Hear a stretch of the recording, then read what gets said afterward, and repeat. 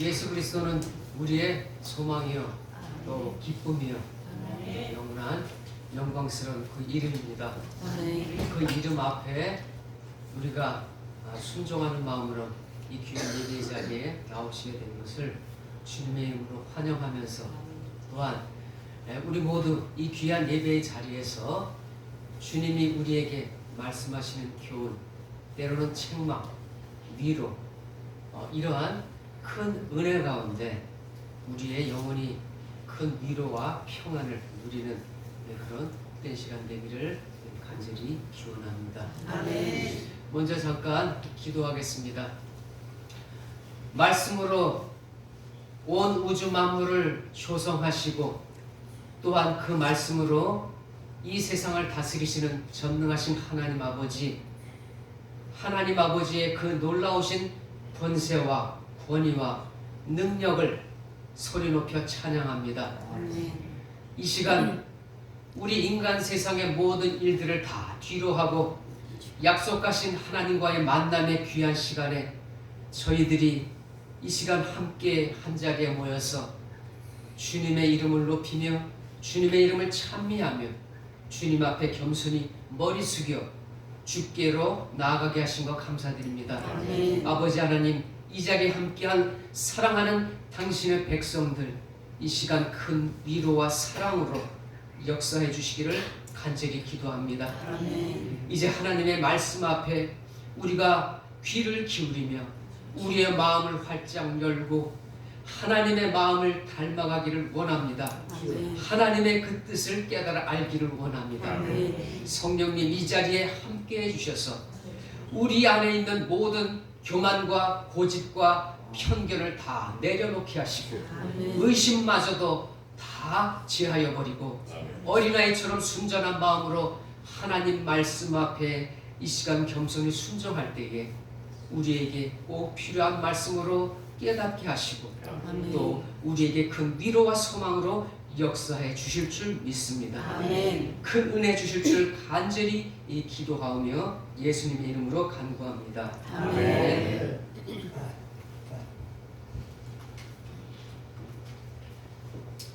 지혜의 책이라고 하는 탈무드 여러분들이 많이 접해 보셨을 텐데요.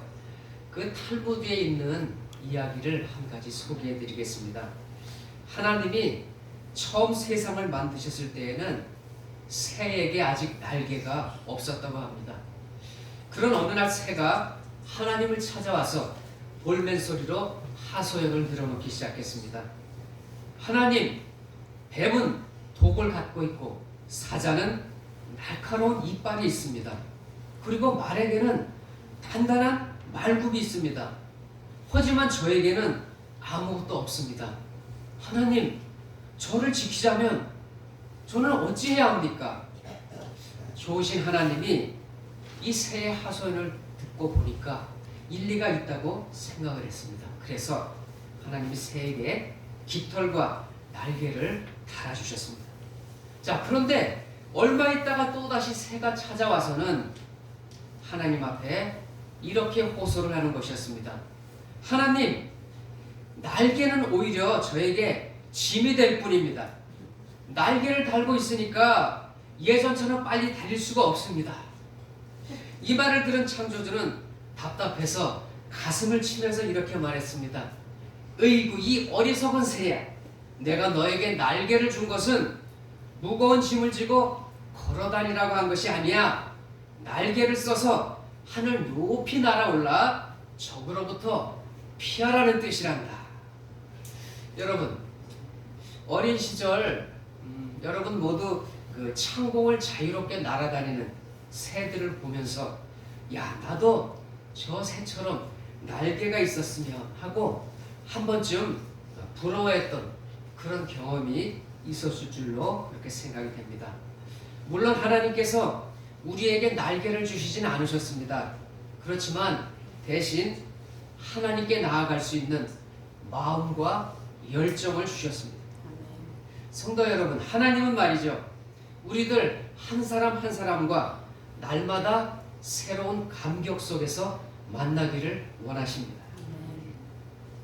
우리의 개인 생활 속에서도 하나님은 날마다 새롭고 뜨겁게 당신을 사랑하기를 원하시는 것입니다.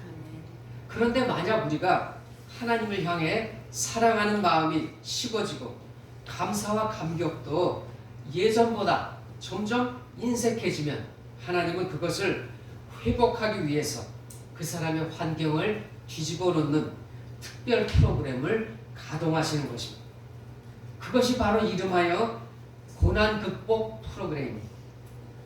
우리 인간이 참 간사한 것이 우리가 평안하고 유복할 때는 대체로 하나님을 전심으로 찾지 않습니다. 찾는다고 하여도 그것이 건성으로 찾을 때가 많다는 겁니다. 그리고 하나님을 높이기보다는 자신에게 집중하고 주목하고 그래서 이기적인 삶을 살아가는 우리들인 것입니다. 그래서 우리의 이런 미련함을 아시는 하나님께서는 주를 의지하지 않고 그리고 찾지도 않는 사랑하는 자녀에게 때로는 환난을 주심으로써 강건적으로 하나님을 찾도록 그렇게 만드신다는 것입니다. 로마서 12장 2절에 보니까 이런 말씀이 있습니다. 너희는 이 세례를 본받지 말고 오직 마음을 새롭게 함으로 변화를 받아 하나님의 선하시고 기뻐하시고 온전하신 뜻이 무엇인지 분별하도록 하라. 이렇게 우리에게 교훈해주고 있습니다.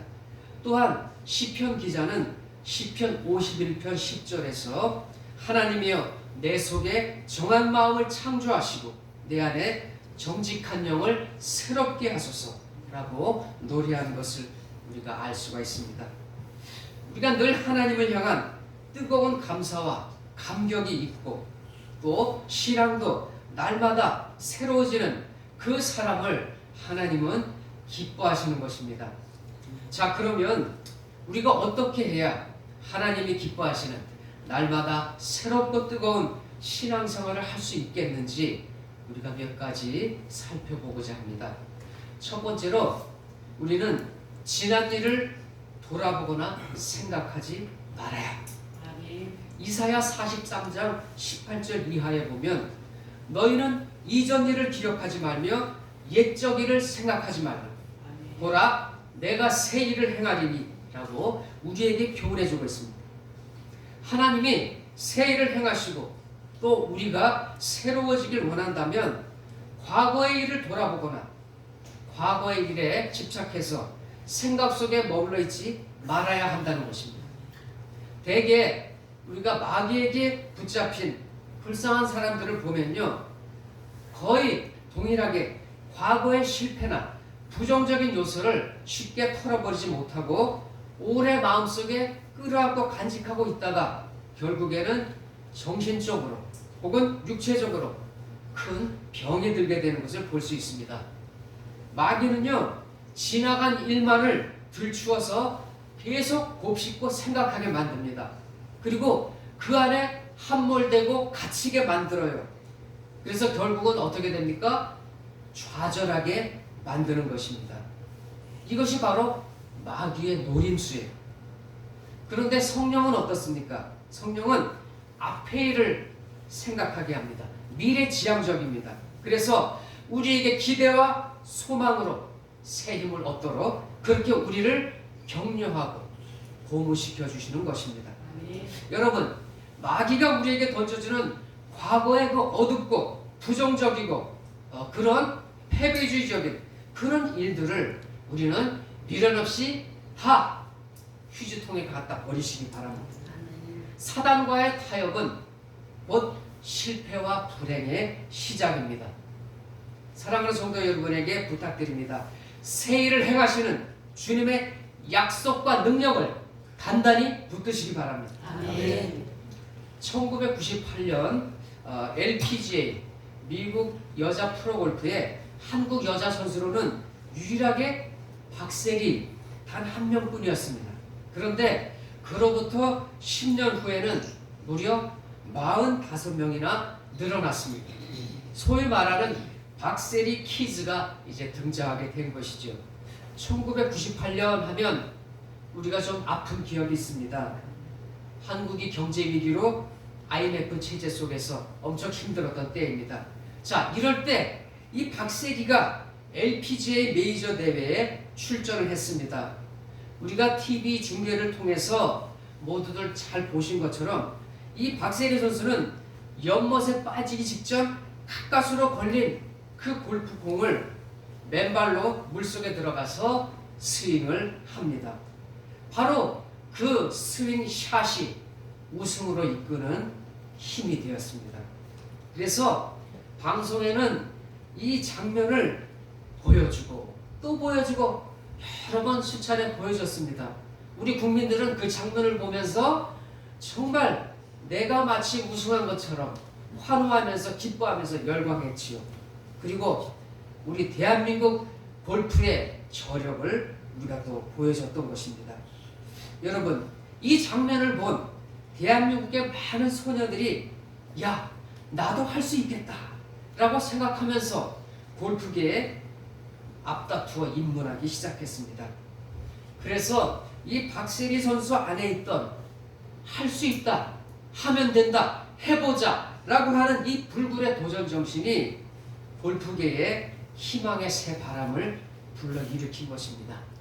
사도 바울도 빌립보서 3장 13절에서 이렇게 우리에게 교훈해주고 있습니다. 형제들아, 나는 아직 내가 잡은 줄로 여기지 아니하고 오직 한 일, 즉 뒤에 있는 것은 잊어버리고 앞에 있는 것을 잡으려고 표대를 향하여 그리스도 예수 안에서 하나님이 위에서 부르신 부름의 상을 위하여 쫓아가노라 라고 고백한 것을 우리가 알 수 있습니다.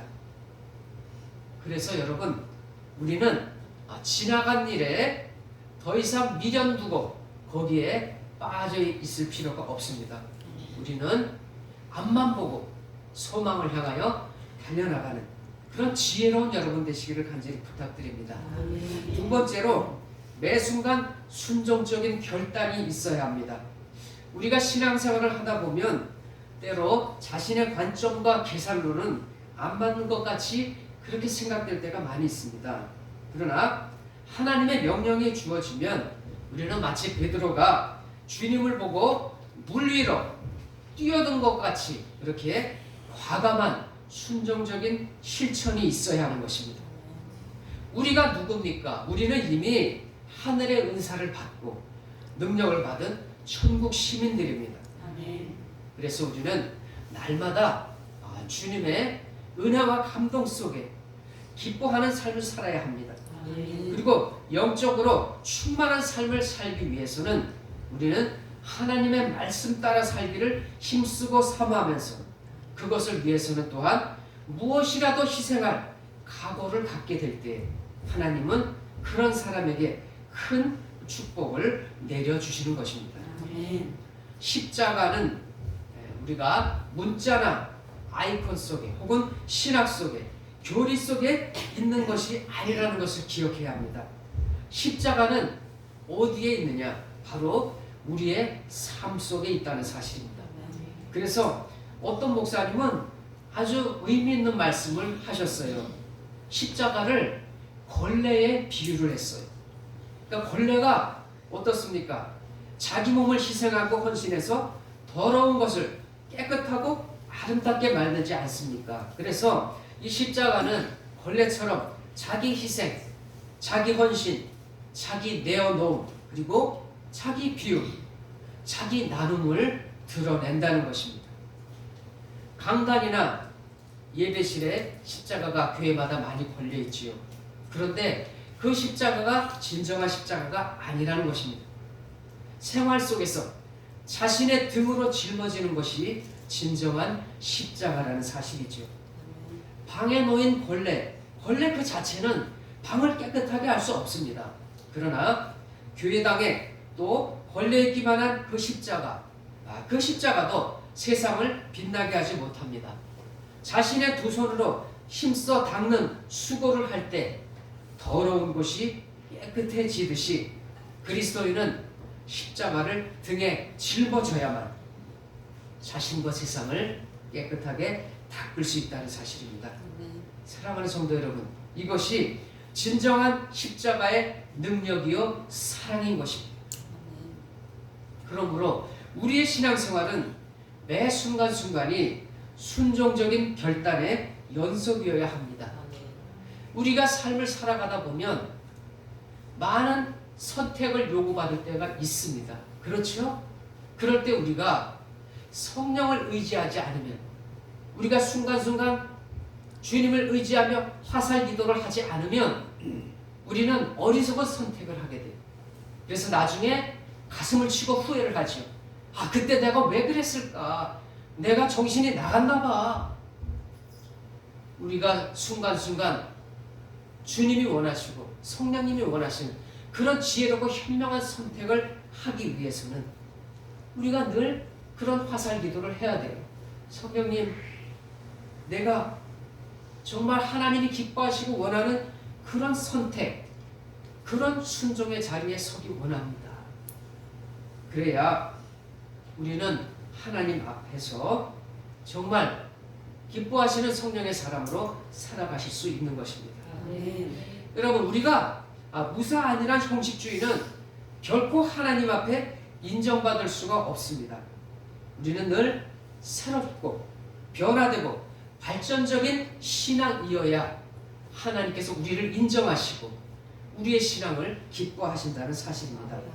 오직 우리는 늘 주님과 동행하며 그분의 음성에 철저히 주파수를 맞추고 그리고 거기에 온전히 순종하며 기쁨으로 헌신의 대가를 지불하는 그러한 사람만이 더 생생히 우리는 하나님을 만나며 우리의 신앙이 더욱 새로워진다는 사실입니다.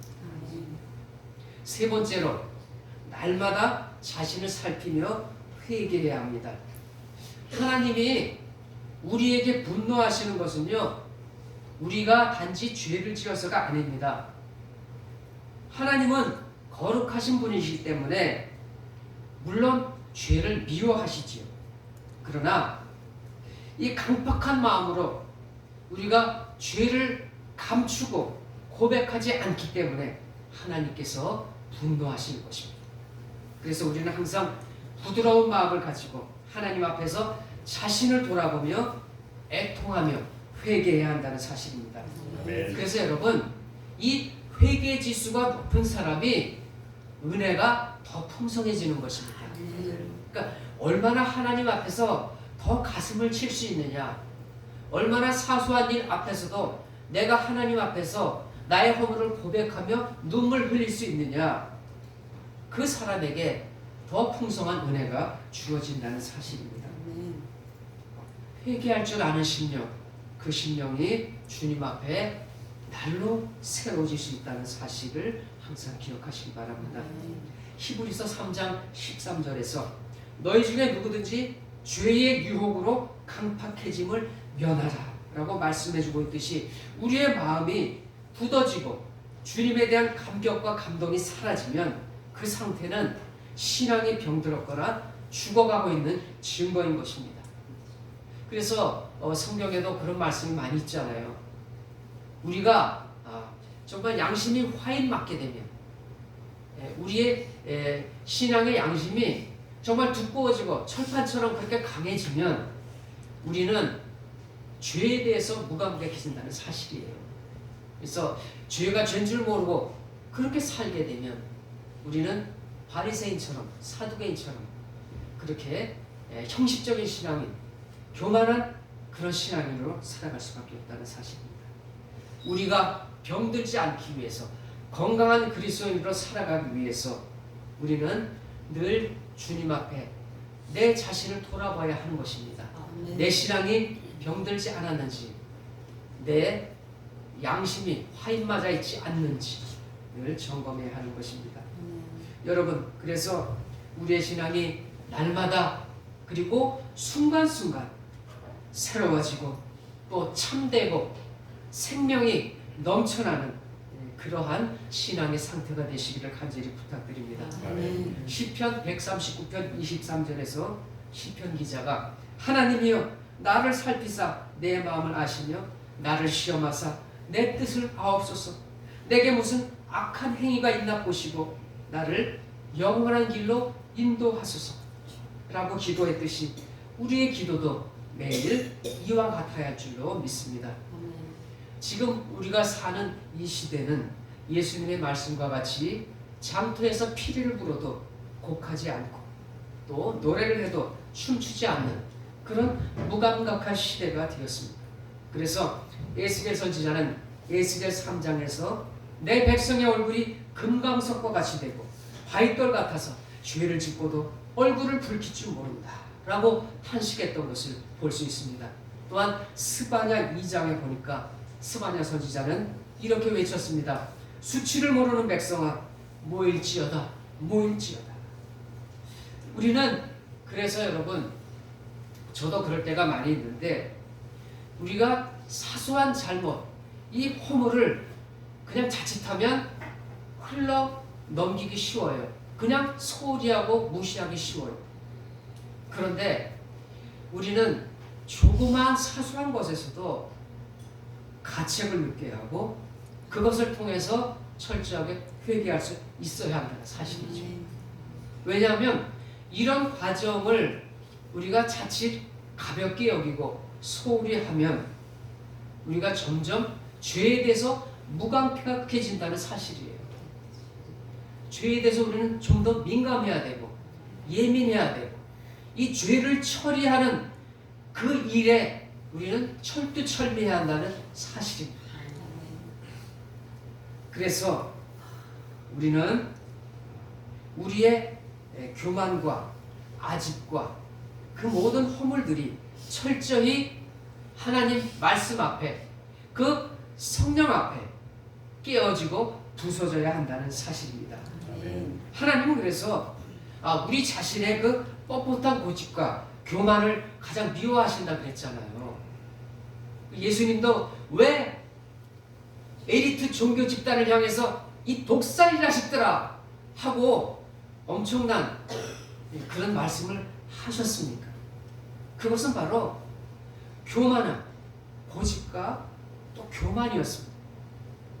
그것 때문에 우리 그리스도인들이 우리의 신앙이 정말 강팍해지기 쉽고 그리고 형식적인 종교인으로 전락할 수밖에 없기 때문에 그런 과정에 이르게 되면 우리 그리스도인에게는 엄청난 실패입니다.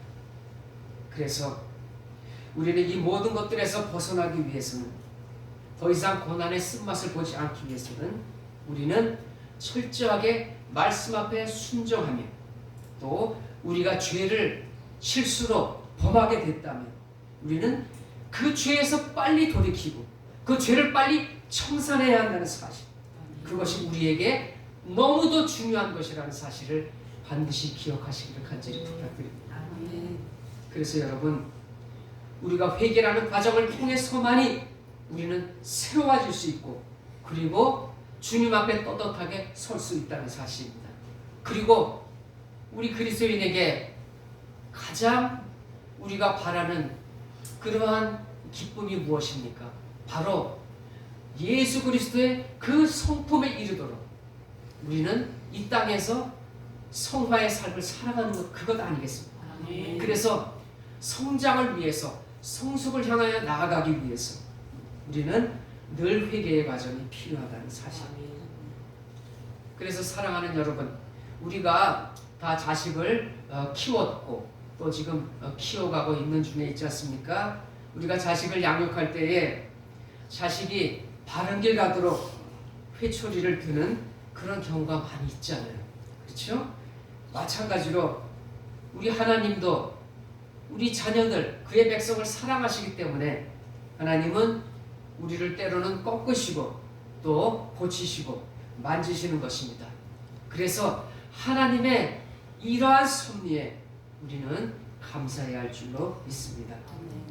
마지막으로 우리가 새롭고 뜨거운 신앙생활을 하기 위해서는 성령의 끊임없는 역사가 우리 삶 속에서 이어져야 합니다. 새롭게 된다고 하는 것, 그것은 단지 결심만으로 되는 것이 아닙니다.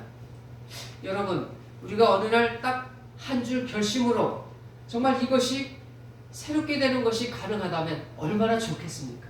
그러나 그것은 불가능한 것이고요.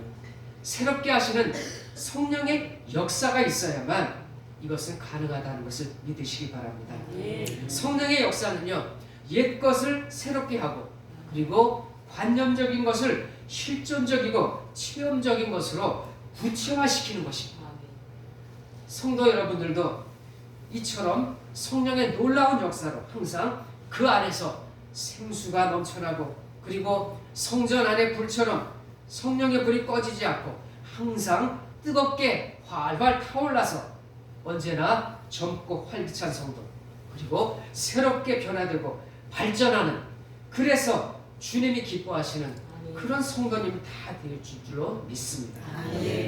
에스겔 36장 26절에 보니까 새 영을 너희 속에 두고 새 마음을 너희에게 주되 너희 육신에서 굳은 마음을 지하고 부드러운 마음을 줄 것이며 라고 말씀해주고 있습니다. 그러므로 우리는 이렇게 새롭게 하시는 성령의 역사를 항상 사모하며 간구해야 합니다. 우리 사모하는 게 엄청 중요해요. 우리가 입을 열어 마음을 토하여 하나님 앞에 구하지 않으면, 사모하지 않으면 하나님께서 주시지 않아요. 하나님이 알아서 주시겠지, 내 형편과 사정을 잘 아시니까 주시겠지, 아니에요. 반드시 우리 주님도 구하라라고 우리에게 명령하셨습니다. 우리는 새롭게 하시는 성령의 역사를 늘 사모하며 간구하시기를 바랍니다. 아멘. 성령님 환영합니다. 아멘. 성령님 사모합니다. 아멘. 성령님 내게 오시옵소서. 아멘. 나를 가르쳐 주옵소서. 아멘. 나를 지도하옵소서. 아멘. 나를 인도하옵소서. 아멘. 내 안에 역사해 주시옵소서. 아멘. 나를 하나님 기뻐하시는 새 사람으로 그렇게 만들어 주시옵소서. 아멘. 간절한 심령으로 늘 성령님을 구하고 또 사모하는 그러한 마음으로 나아가시기를 간절히 부탁드립니다. 아멘. 바울은 에베소서 3장 16절에서 그 영광의 풍성을 따라 그의 성령으로 말미암아 너희 속사람을 능력으로 강건하게 하옵시고 라고 기도하고 있습니다. 바울은 에베소 사람들의 그 속사람이 성령으로 말미암아 하나님의 능력으로 인해 강건하게 해달라고 간구하고 있는데, 이는 성도의 속사람은요 오직 성령의 다스리심에 놓인 까닭입니다. 그러니까 성령의 영역이라는 것이, 그러니까 속사람, 그러니까 우리의 속사람이 새롭게 변화되고 강건해지는 것은 오직 성령의 영역이라는 사실이에요. 그러니까 성령을 간절히 사모하고 성령의 인도하심을 간구해야 한다는 사실입니다. 이 속사람이 성령을 통하여 강건하게 된 그 사람은 그의 주장과 생각을 성령께 당연히 양보합니다. 그러므로 겉사람과 그의 속사람 성품까지 온전히 변화되는, 즉 우리가 간절히 사모하는 성화의 삶을 살아갈 수 있다는 사실입니다. 그래서 우리가 말씀을 사모함과 더불어 하나님과 기도로 깊은 교제를 가짐으로써 이 모든 것이 가능한 것입니다. 여러분, 이럴 때 우리의 자아는 속사람과 함께 새로워지고 강건해질 수 있다는 사실입니다. 아멘. 할렐루야. 아멘. 구약 시대에 성전에 들어가면 언제나 제단의 불이 피어 있었지요. 하루도 꺼지지 않고 늘 제단의 불은 타오르고 있어야만 했습니다. 또 진설병도 한번 만들어서 제단에 드리는 것이 아니라 날마다 새로운 떡을 구워서 드렸던 것을 우리가 성경을 통해 알 수 있습니다. 사랑하는 성도 여러분, 저와 여러분, 우리 모두는 보이지 않는 세상에 소망을 두어야 합니다. 우리가 연약한 육신을 갖고 있기 때문에 때로는 이 보이지 않는 것들에 우리가 자칫 마음을 빼앗기고 거기에 우리가 정말 매몰되어서 정신없이 그렇게 살아갈 때도 있습니다. 그러나 우리는 보이지 않는 곳, 그곳이 우리가 가야 할 우리의 본향 아니겠습니까? 그래서 그 하늘나라를 우리가 늘 사모하면서 이 땅에서 나그네 인생을 살아가는 것이죠. 우리가 이 보이는 세계만 바라보고 살면 어차피 우리가 이 땅에서 살면서 고난이 한두 번씩 찾아오는데 그 고난을 맞이할 때 우리가 감당하기 어렵다고 힘들다고 그렇게 느낄 때가 있습니다. 지금 우리가 사는 세상은 저와 여러분 모두 즐거움을 만끽하기에 얼마나 좋은 세상입니까? 그렇죠? AI, 인공지능의 발달로 인해서 우리 삶은 정말 편리해졌고 편안해졌습니다. 최첨단을 갖고 있습니다. 까다로운 수술도 사람이 아닌 누가 합니까? 로봇이에요. 그리고 자동차도 자율주행이라고 해서 사람이 하지 않습니다. 앞으로는. 그죠? 그냥 알아서 자기가 그냥 스스로 다 합니다. 그것뿐입니까? 요리라든가 그 외에 챗봇이라고 해서 모든 정보에 관한 분야도 다 우리가 얼마든지 우리의 노력 필요 없이 다 스스로 알아서 다 우리에게 찾아주는 그런 정말 편리한 시대가 됐습니다. 모든 산업과 우리 개인의 삶의 일상에 우리는 정말 더할 나위 없이 편리함과 편안함을 마음껏 누리는 그런 세상이라는 겁니다. 그래서 여러분, 우리가 잠시라도 한눈을 팔면 우리는 육신의 일에 집착하게 되고 향락주의에 빠지기 쉽다는 것입니다. 즉, 예수를 믿는 사람이라고 하면서 예수와 상관없는 삶을 살기 쉽다는 겁니다. 여기는 안 계신데 한 분도 저 다른데 밖에는 그런 사람들이 종종 있어요. 결국 이 땅에서 그런 분들은 그리스도의 향기를 잃어버립니다. 그리스도의 정체성을 잃고 살아간다는 겁니다. 결국은 가장 중요한 거룩한 하나님 나라의 기업을 빼앗기게 된다는 사실입니다. 그래서 속사람이 날마다 새로워져 가는 것이 성도에게는 꼭 필요한 복입니다. 예수님께서 마태복음 5장에서 팔복으로 말씀하신 교훈들은 그래서 성숙한 성도의 자화상입니다. 심령이 가난하고 애통하는 마음이 있고 온유하고 깨끗하고 청결한 마음은 오직 하나님만이 만들어주시는 변화된 성품입니다. 또한 갈라디아서 5장에서 사도 바울은 성령의 9가지 열매를 소개하면서 성숙한 인격으로 나아가는 길을 우리에게 제시하고 있는 것입니다. 이제 말씀을 정리하겠습니다. 우리 속사람을 새롭게 할 수 있는 비결은 날마다 천국을 바라보며 하나님의 뜻인 거룩을 위해 기도하는 것입니다.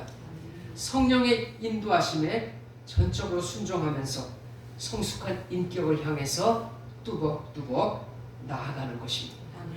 질그릇처럼 연약한 그런 저와 여러분, 우리 안에 이 보배이신 그리스도를 소유하고 닮아가는 것입니다. 하나님께서 기뻐하시는 이런 사람은 사람들로부터 결국은 높임과 인정을 받고 영원한 영광을 누리게 되는 것입니다. 사랑하는 성도 여러분, 이와 같이 우리 인천초대교회 성도 모두가 성령의 도우심으로 날마다 새롭고 뜨거운 감격 속에서 복된 삶을 살아가시기를 주님의 이름으로 간절히 축원합니다. 아멘. 축원합니다. 아멘. 기도하겠습니다. 사랑의 주님, 본질상 진노의 자식이었고 허물과 죄로 죽었던 우리를 십자가 사랑으로 사하시고 또한 살리신 놀라운 은혜를 높이 찬양합니다. 아멘. 성령님, 부족하고 연약한 우리를 만져주옵소서. 우리의 육체는 행여 튼튼할지 모르지만 그러나 주님 앞에 우리의 심령을 돌아볼 때에 부실투성입니다. 주님, 긍휼히 여겨 주시옵소서. 우리를 다듬어 주옵소서. 고쳐 주시옵소서. 회복시켜 주시옵소서.